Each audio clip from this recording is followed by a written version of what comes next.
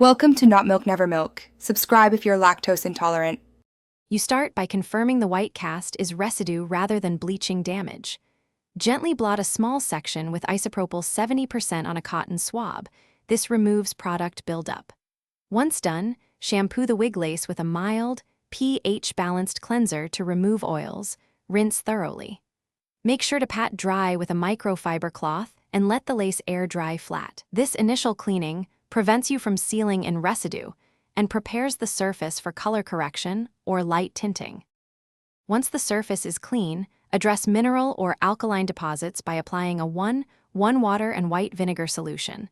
Let it sit 1-2 minutes, then rinse.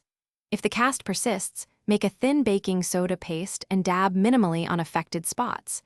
This lifts stubborn residue without weakening the lace. After treatment, neutralize with a gentle shampoo to restore pH balance.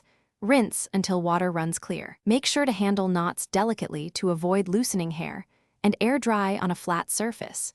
You finish by matching the lace to your skin tone. Apply a diluted foundation or lace tint in thin layers, blending outward.